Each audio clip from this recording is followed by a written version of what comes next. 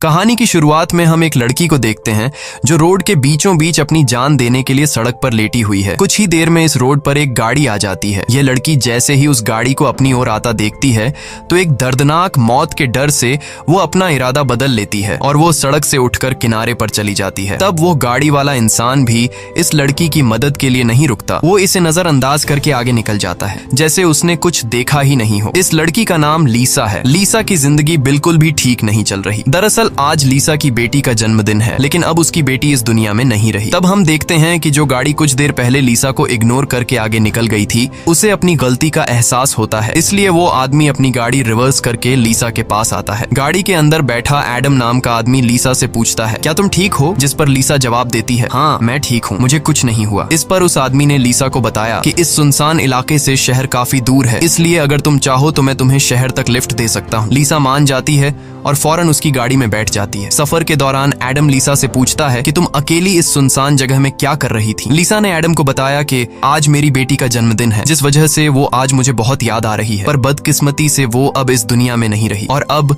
मैं बिल्कुल अकेली हूँ। कोई भी ऐसा नहीं है इस दुनिया में जिससे मैं अपना कह सकूं। लीसा की ये बात सुनकर एडम कहता है, अच्छा इस वजह से तुम रास्ते के बीचों बीच मरने के लिए लेटी हुई थी? जवाब में लीसा ने कहा, मैं मरना नहीं चाहती, बस एक बार किसी तरह से अपनी बेटी से मिलना चाहती हूँ। तभी लीसा कार का रेडियो ऑन कर लेती है। रेडियो पर एक न्यूज चल रही होती है। रिपोर्टर बताता है कि जंगल में एक सीरियल किलर घूम रहा है और आज सुबह इस किलर ने 2 और लड़कियों को मार दिया है। पुलिस के पास उस किलर की तस्वीर तो नहीं है, लेकिन उन्हें इसके बारे में ये जानकारी मिली है कि कातिल एक गोरे रंग का आदमी है जिसके पास ब्राउन कलर की गाड़ी है और उसके दाहिने हाथ पर एक क्रॉस का निशान है। ये खबर सुनकर लीसा के पैरों तले जमीन खिसक जाती है, क्योंकि रिपोर्टर रेडियो पर जिस कातिल का हुलिया बता रहा था वो कोई और नहीं बल्कि एडम ही था। उसके हाथ में क्रॉस का निशान देखकर लीसा बहुत ज्यादा डर जाती है। इससे पहले कि लीसा खुद को बचाने के लिए कुछ कर पाती, तभी एडम अचानक जोर से कार का ब्रेक लगाता है, जिससे लीसा का सर तेजी से कार की डैशबोर्ड से जा टकराया और लीसा बेहोश हो गई। कुछ देर बाद जब लीसा की आंखें खुलीं, तब उसने खुद को एक अजीब से बंकर में कैद पाया जो चारों ओर से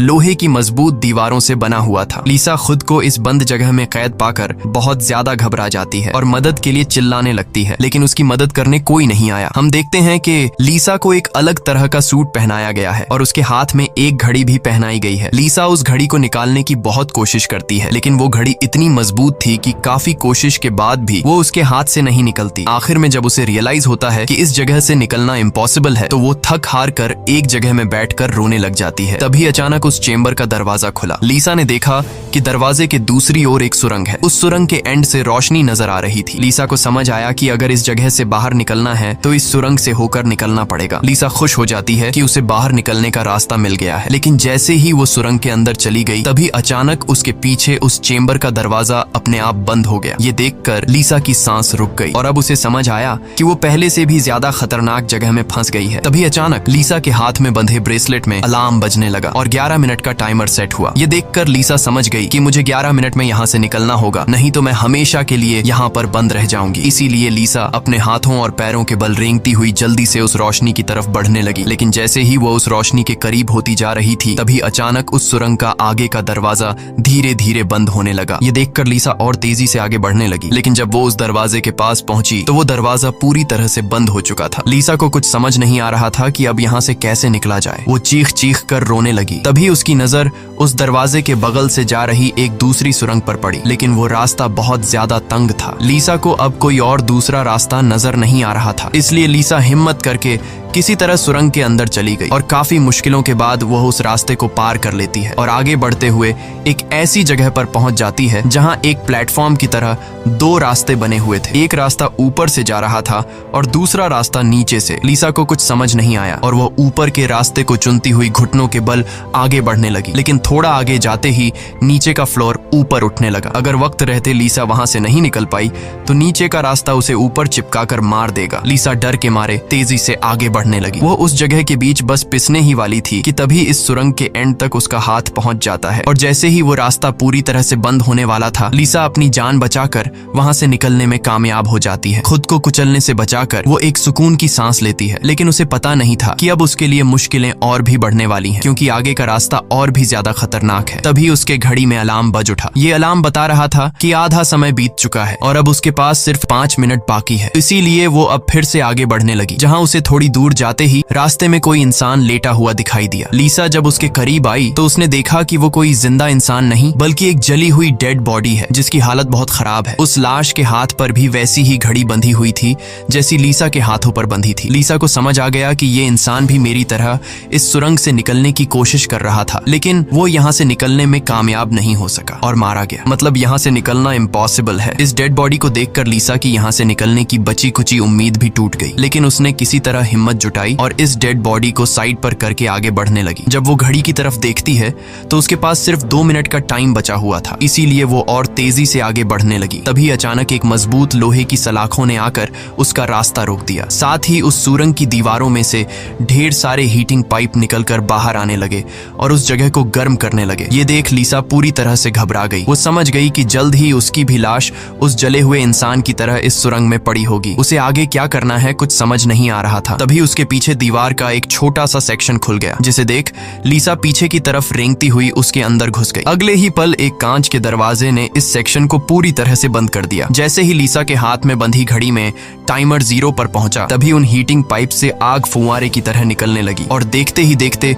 वो पूरी सुरंग आग की लपटों में डूब गई। लीसा जिस सेक्शन में बंद थी वह पूरी तरह से सिक्योर था, जिस वजह से उसकी जान बच गई। कुछ देर बाद वो हीटिंग पाइप्स वापस दीवार में चली गईं। लीसा जिस सेक्शन में बंद थी उस चेंबर का दरवाजा खुल गया। लीसा ने जो कुछ अभी अपनी आंखों के सामने देखा उस वजह से लीसा उस सेक्शन से बाहर नहीं निकलना चाहती थी, पर उस सेक्शन की दीवार लीसा को बाहर धकेल देती है और पहले की तरह अपने आप सुरंग से जुड़ गई। लीसा जैसे ही वहां से बाहर आई तभी उसकी घड़ी में फिर से 11 मिनट का टाइमर सेट हुआ। वह जैसे ही थोड़ा आगे बढ़ी तभी उस सुरंग का ऊपरी हिस्सा नीचे आने लगा और बिल्कुल उसके साथ आकर चिपक गया। बस इतना गैप बचा कि वो रेंगते हुए यहाँ से आगे निकल सके। लीसा अब पूरी तरह से बेबस हो चुकी थी। वो जोर जोर से रोने लगी। जब उसकी नजर घड़ी पर पड़ी तो वहाँ उसका टाइम खत्म हो रहा था, जिसका मतलब था कि अब से ठीक 11 मिनट बाद फिर से उस सुरंग में आग का सैलाब आएगा और लीसा को राख कर देगा। वो सोचती है कि इतनी बुरी मौत मरने से अच्छा है कि क्यों ना एक बार फिर से वो यहाँ से निकलने की कोशिश करे। इसीलिए वो फिर से हिम्मत करके अपनी जान बचाने के लिए पीठ के बल अपने हाथों के सहारे रेंगते हुए आगे बढ़ने लगी। थोड़ी दूर ऐसे ही रेंगते हुए जाने के बाद वो सुरंग खत्म हो गई और आगे पानी का एक टैंक आ गया। लीसा बहुत ज्यादा थक गई थी और प्यास ने उसका बुरा हाल कर दिया था। वो इसी तरह लेटे हुए हाथों की मदद से पानी पीकर अपनी प्यास बुझा लेती है। जब उसने अपनी घड़ी की तरफ देखा तो अब सिर्फ 8 मिनट रह गए थे। अब पानी के अलावा उसे कोई और दूसरा रास्ता नहीं दिखा, इसलिए वो एक लंबा सांस लेते हुए पानी में ही उतर गई। पानी में उतरने के बाद टैंक काफी बड़ा था। उसे अब समझ नहीं आ रहा था कि किस तरफ जाना है। वो यहाँ वहाँ पानी में निकलने का रास्ता ढूंढने लगी, मगर उसे कोई भी निकलने का रास्ता नहीं मिला। दूसरी तरफ जहाँ से वो इस टैंक में उतरी थी वह रास्ता भी बंद हो चुका था। अब उसकी सांस भी खत्म होने लगी थी। तभी टैंक में से ऊपर की तरफ एक दरवाजा खुल गया। लीसा जल्दी से उस दरवाजे से होते हुए ऊपर निकल आई। बाहर निकलते ही उसने जोर जोर से सांसें लीं और आगे का रास्ता तय करने लगी, लेकिन लीसा बहुत ज्यादा थक चुकी थी। आगे बढ़ना उसके लिए बहुत मुश्किल हो रहा था और कुछ ही देर में भारी थकान की वजह से लीसा की बीच रास्ते में ही आंख लग गई। लेकिन तभी लीसा के कानों में किसी के चीखने की आवाज गूंज उठी। वहां और भी कोई था जो मदद के लिए पुकार रहा था। उसकी आवाज सुनकर लीसा के अंदर बचने की एक उम्मीद जाग उठी, इसीलिए वो जल्दी से उस आवाज का पीछा करने लगी। अचानक एक जगह उसके ठीक नीचे एक दरवाजा खुला जिसके अंदर उबलता हुआ तेजाब था। लीसा उस तेजाब में गिरने से बाल बाल बची। वो तेजाब इतना खतरनाक था कि एक मजबूत लोहे को भी कुछ सेकंड में पिघला देता। लीसा जल्दी से अपने कपड़े का एक टुकड़ा काटती है और उसे टेस्ट करने के लिए तेजाब में डुबोती है। कपड़ा कुछ ही सेकंड में काली राख में बदल जाता है। ये देखकर वो बहुत ही संभल कर आगे बढ़ती है। वो अपने हाथों और पैरों को उस गड्ढे के किनारों पर रखकर उस जगह को पार करने ही वाली थी कि तभी उसका घुटना तेजाब में लग जाता है, जिससे लीसा दर्द से चीख पड़ी। खुशकिस्मती से उसके सूट की वजह से उसका घुटना गलने से बच गया, लेकिन उसके घुटने पर एक गहरा जख्म बन गया था। अच्छी बात ये थी कि अब वह मदद की आवाज काफी करीब से आ रही थी। लीसा अपना दर्द भूलकर फिर से उस आवाज का पीछा करने लगी और आखिरकार वो एक लोहे की ग्रिड के पास जा पहुंची। उससे कुछ दूरी पर एक और ग्रिड थी जिसके पीछे एक आदमी था। उस आदमी ने भी लीसा की तरह हाथ में घड़ी और सूट पहना था। लीसा उससे कहती है कि देखो मेरी बात सुनो, हम दोनों यहाँ पर फंसे हुए हैं। अगर हम एक दूसरे की मदद करें तो यहाँ से निकल सकते हैं। लेकिन वो आदमी काफी लंबे समय से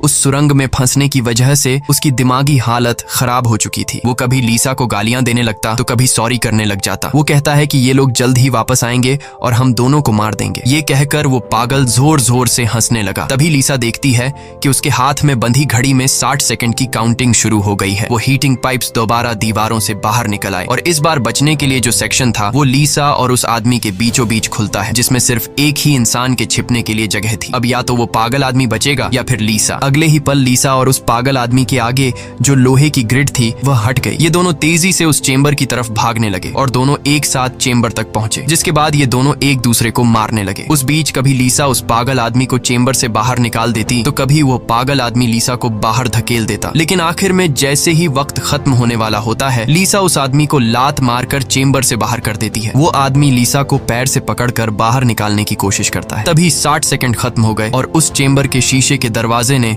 उस आदमी का हाथ काट दिया। दर्द से वो आदमी चिल्ला उठा। तभी लीसा की नजर उस आदमी के हाथ पर पड़ी जिस पर क्रॉस का टैटू बना हुआ था। उस टैटू को देखकर लीसा समझ जाती है कि ये आदमी कोई और नहीं बल्कि उसे कार में बेहोश करने वाला सीरियल किलर एडम है। अब लीसा की सारी कंफ्यूजन दूर हो गई। पहले लीसा को लग रहा था कि एडम ने इसे यहाँ कैद करके रखा है, लेकिन उसकी ये सोच गलत थी क्योंकि एडम बेचारा तो अब खुद मौत के मुंह में था। इतने में ही लीसा की घड़ी पर 11 मिनट का वक्त पूरा हो गया और उन हीटिंग पाइप्स से निकलती तेज आग ने कुछ ही सेकंड्स में एडम को राख में बदल दिया। अपनी आंखों से एडम की इतनी भयानक मौत देखकर लीसा डर के मारे कांपने लगी। कुछ देर बाद सेक्शन के अंदर एक छोटे सुरंग में से एक रोबोट आता है। वह एक बहुत ही भयानक सा स्कल था। ये रोबोट लीसा को कोई नुकसान नहीं पहुंचाता बल्कि उसके तेजाब से जले हुए घुटने को ठीक कर देता है। लीसा ने उससे पूछा कि वो कौन है और उसे यहाँ क्यों लेकर आया है। जवाब में उस रोबोट के मुंह से एक टूल निकलता है और वो टूल लीसा के सूट के साथ कनेक्ट हो जाता है। उस टूल की मदद से लीसा को फ्लैशबैक की सारी बातें याद आने लगती हैं, जब वो कार में एडम के साथ थी और उसे एडम की सच्चाई का पता चलने पर एडम की उसके साथ झड़प हो गई थी। उस दौरान एडम ने लीसा पर चाकू से सीने पर वार किया और कार से बाहर फेंक दिया था। उसी पल लीसा को आसमान से उसकी ओर आती एक सफेद रोशनी दिखाई दी थी, जिसके बाद लीसा वापस प्रेजेंट में आती है। लीसा को अब एक बात समझ आ जाती है कि उन एलियंस ने ही दरिंदे एडम से उसकी जान बचाई थी और उसे यहाँ लाए थे। लेकिन वो उसे यहाँ क्यों लाए थे ये बताए बिना ही वो रोबोट वहां से निकल गया। लीसा ये भी समझ जाती है कि ये लोग जो भी हैं वे उसे मारना नहीं चाहते, बस उसे इस गेम को पार करना होगा, तभी वो यहाँ से निकल पाएगी। लीसा अब आगे का रास्ता तय करने उस चेंबर से बाहर आ गई। एडम का कटा हुआ हाथ भी वहां पर पड़ा हुआ था। उसी समय लीसा को उस कटे हाथ पर टाइमर के नीचे कुछ सिंबल्स दिखाई दिए। लीसा उन सिंबल्स का मतलब समझने की कोशिश कर ही रही थी कि तभी एक घूमता हुआ पंखा उसकी ओर आने लगा। उसे देख लीसा अपनी जान बचाने के लिए पीछे हटने लगी और उससे बाल बाल बचती हुई एक छेद से ऊपर की सुरंग में चली गई। तभी अचानक उसे सुरंग के ऊपर से किसी के चलने की आवाज सुनाई दी। वो आवाज एक जगह पर जाकर रुक गई। उस जगह पर सुरंग का ढक्कन खुला और उसमें से एक भयानक सा क्रीचर उतरा, जो देखने में तो इंसान था लेकिन जानवरों की तरह घुरा रहा था। उसका शरीर पूरी तरह से जल चुका था और उसकी आंखें सफेद पत्थर की तरह चमकदार थीं। तभी लीसा की नजर उसके कटे हुए हाथ की तरफ गई। उसका कटा हुआ हाथ देखकर लीसा समझ गई कि वो कोई और नहीं बल्कि एडम है, जो जलने के बाद एक राक्षस में बदल चुका है। अब वो लीसा को मारना चाहता था। एडम की आंखें जल गई थीं, इस वजह से वह लीसा को देख तो नहीं सकता था पर वो सुन सकता था। लीसा चुपचाप धीरे धीरे आगे बढ़ने लगती है, लेकिन तभी उसकी घड़ी के फर्श पर टकराने से एक हल्की सी आवाज गूंज उठी, जिससे एडम को उसकी भनक लग गई और तेजी से लीसा को मारने के लिए उसके पीछे आने लगा। लीसा उसके हाथ लगने ही वाली थी कि तभी लीसा एक पतली सुरंग से उस पार चली गई। एडम को कुछ नजर न आने की वजह से वह उस जगह को पार नहीं कर पाया। लीसा उस सुरंग से आगे बढ़ती हुई एक ऐसी जगह पर पहुंची जहां उसके पास आगे जाने के लिए 2 रास्ते थे। लीसा को कुछ समझ नहीं आ रहा था कि किस रास्ते को चुनना चाहिए। वह बहुत सोचने के बाद जब उसे कुछ समझ नहीं आता तो वह एक अंदाजे से लेफ्ट वाले सुरंग में घुस जाती है। सुरंग के बाहर एक कमरा था जिसकी चारों ओर कांच की दीवारें थीं। उन दीवारों पर लीसा को उसके पैदा होने से लेकर अपनी बेटी को जन्म देने तक की सारी यादें दिखाई दे रही थीं। वहां लीसा ने यह भी देखा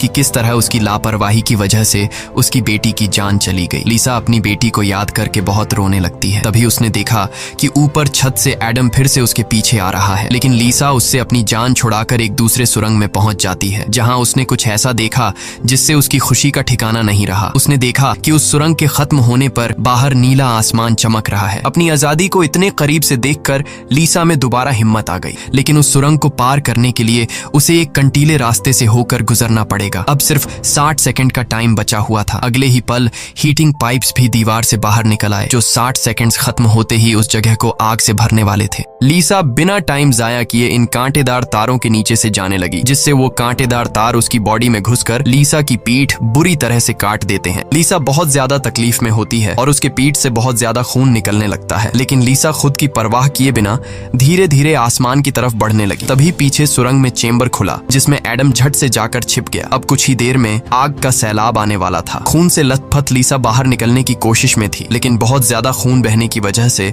अब आगे बढ़ना उसे मुश्किल हो रहा था। उसकी आंखें धुंधली हो रही थीं। तभी 60 सेकंड्स खत्म हो गए और अगले ही पल वहां आग बरसनी शुरू हुई। उससे पहले कि वो आग का सैलाब लीसा को भी अपनी चपेट में लेता, लीसा के ठीक नीचे एक द्वार खुला और वो नीचे एक चेंबर में जा गिरी और बेहोश हो गई। थोड़ी देर बाद जब लीसा की आंख खुली तो उसने देखा कि वो फिर से उसी जगह पर आ गई है जहां से उसने बढ़ना शुरू किया था। यानी अब तक उसने जितनी भी मेहनत की यहाँ से निकलने की, वो सारी जाया चली गई। ये देखकर लीसा अब पूरी तरह से टूट चुकी थी। तभी वो रोबोट उसकी मरहम पट्टी के लिए दोबारा आ जाता है। लीसा ने उसे मरहम पट्टी करने से रोका, क्योंकि वो दोबारा ये सब दोहराने के लिए तैयार नहीं थी। उसने रोबोट से कहा कि वो अब सिर्फ मरना चाहती है। उस रोबोट ने लीसा की बात मान ली और उसके मुंह से एक इंजेक्शन निकलकर लीसा के शरीर की तरफ बढ़ने लगा। तभी लीसा को एडम के हाथ पर बने हुए निशान याद आ गए। वो समझ गई कि जरूर वो निशान यहाँ से बाहर निकलने का रास्ता बताते हैं, इसलिए वो अपने खून से दीवार पर एडम के हाथ पर बने हुए निशान बनाने लगी, जिसे काफी गौर से देखने के बाद लीसा को पता लगा कि ये तो एरो है जो यहाँ से निकलने की डायरेक्शन बताते हैं। जैसे कि पहला एरो लेफ्ट साइड की तरफ मुड़ा हुआ था, जिसका मतलब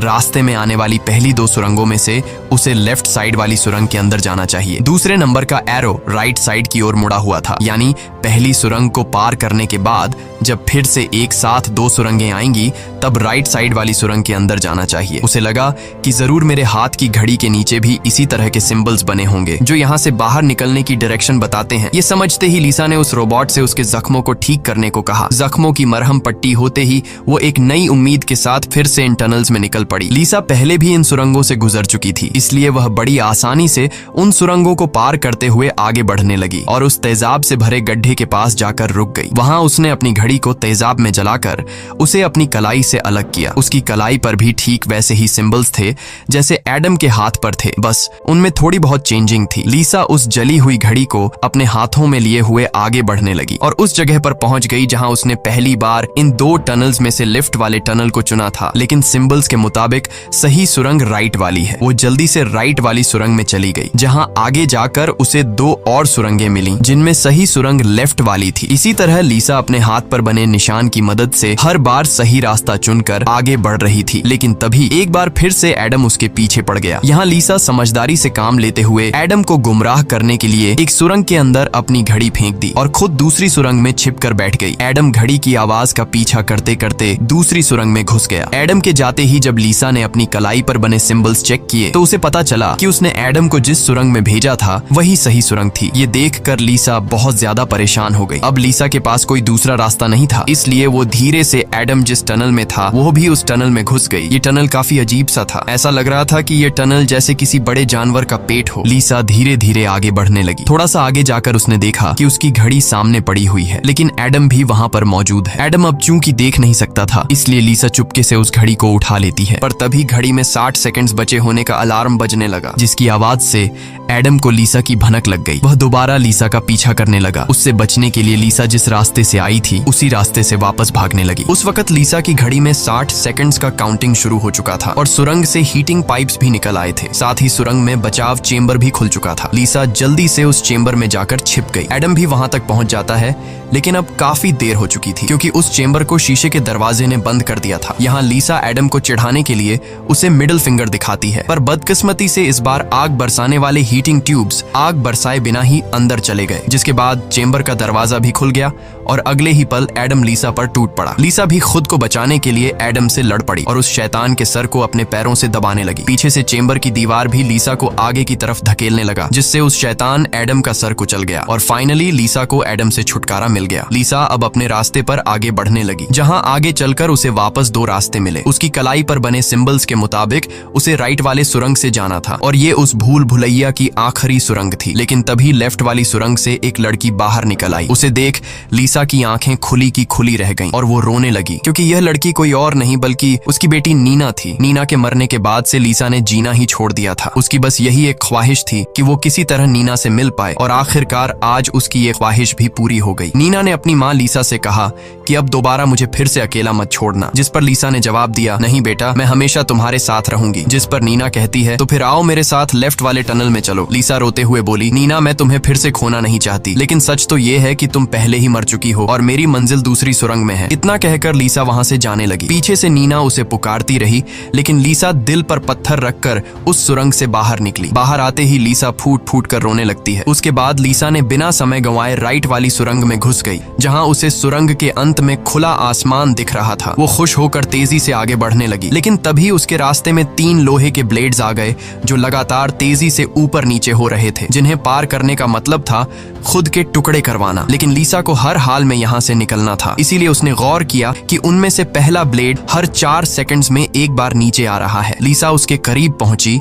और जैसे ही वो ब्लेड ऊपर गया तो 4 सेकंड्स पूरे होने से पहले झट से उस पार चली गई। उसके बाद वो दूसरे ब्लेड के पास पहुंच जाती है। इसी तरह दूसरा ब्लेड हर 3 सेकंड्स में नीचे आ रहा था। लीसा ने हिम्मत दिखाते हुए उसे भी पार कर लिया, लेकिन लास्ट वाला ब्लेड सिर्फ 2 सेकंड्स में नीचे आ रहा था, जिसे पार करना लीसा के लिए बहुत ही मुश्किल था। पर आजादी की चाहत में लीसा ने उसे भी पार तो कर दिया, लेकिन बदकिस्मती से उसका पैर ब्लेड के बीच आकर कट गया। लीसा का दर्द से बुरा हाल हो गया था, लेकिन लीसा अपने पैर की परवाह किए बिना सुरंग के एंड तक पहुंच जाती है, जहां उसे खुला आसमान नजर आ रहा था। लेकिन जैसे ही उसने अपना हाथ सुरंग से बाहर निकालने के लिए आगे बढ़ाया, उसका हाथ सामने लगाए स्क्रीन पर जा लगा, जहां खुले आसमान का वीडियो चल रहा था। ये देखकर लीसा बहुत ज्यादा मायूस हुई। उसने कहा, मैंने वो सब कुछ किया जो मुझे करने को कहा गया था। उसके बाद वो पागलों की तरह हंसने लगी। तभी सुरंग से हीटिंग पाइप्स निकल आए, क्योंकि अब कुछ देर बाद 11 मिनट का टाइम खत्म होने वाला था। लीसा अब सुकून से मौत का इंतजार करने लगी, लेकिन इस बार वो हीटिंग पाइप्स उसे जलाए बिना ही वापस सुरंग में चली गई। तभी अचानक सुरंग का ऊपर का हिस्सा खुल गया और एक तेज रोशनी लीसा पर पड़ी। लीसा का शरीर अपने आप हवा में उठने लगा